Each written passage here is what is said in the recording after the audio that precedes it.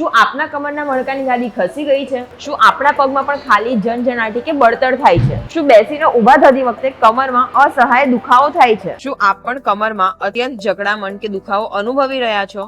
જો હા, તો આને માત્ર સામાન્ય બેક પેઇન સમજીને ઇગ્નોર ના કરતા. હવે સમજીએ અંદરની પ્રક્રિયા. જ્યારે કમરની ગાદી એટલે ડિસ્ક પોતાની જગ્યા પરથી ખસી જાય છે ત્યારે આસપાસની નર્વ પર પ્રેશર પડે છે, ખાસ કરીને સાયટિક નર્વ એટલે જે દુખાવો, ઝણઝણાટ અને નમનેસ માત્ર કમરમાં જ નહીં પગમાં પણ અનુભવાય છે. ઘણા લોકો પેઇન કિલર લે છે, ગરમ શેક યા મસાજ કરાવે છે, પણ થોડા સમય રાહત મળે છે, પણ ફરી એ જ દુખાવો. કારણ કે પેઇન ઓછું થાય છે, પણ રૂટ કોઝ નહીં. છેલ્લા 20 વર્ષથી મિશન હેલ્થે 60,000 થી વધુ સ્પાઇન પેશન્ટ્સને સફળતાપૂર્વક સારવાર આપી. અહીંયા દરેક દર્દી માટે વિગતવાર ક્લિનિકલ અસેસમેન્ટ કરવામાં આવે છે. તમારા functional limitations, movement pattern, muscle strength અને ડિસ્કના કારણે તમારી રોજ જિંદગી પર શું અસર પડી રહી છે, આ બધું સમજીને રિહેબિલિટેશન પ્રોગ્રામ તૈયાર કરવામાં આવે છે. અમારા 7 સ્ટેપ સ્પાઇન રિહેબિલિટેશન પ્રોગ્રામ હેઠળ advance non surgical spinal decompression therapy દ્વારા ડિસ્ક પરનો દબાણ ઘટાડવામાં મદદ કરવામાં આવે છે, જેથી નર્વ પરનું પ્રેશર ઓછું થાય છે. ત્યારબાદ યુરોપિયન ટેકનોલોજી આધારિત advance non surgical laser therapy, જેથી હીલિંગ પ્રોસેસને સપોર્ટ મળે છે અને પેઇન અને ઇન્ફ્લેમેશન ઘટાડવામાં મદદ મળે છે. કોર સ્ટેબિલિટી ટ્રેનિંગ, જેથી સ્પાઇનને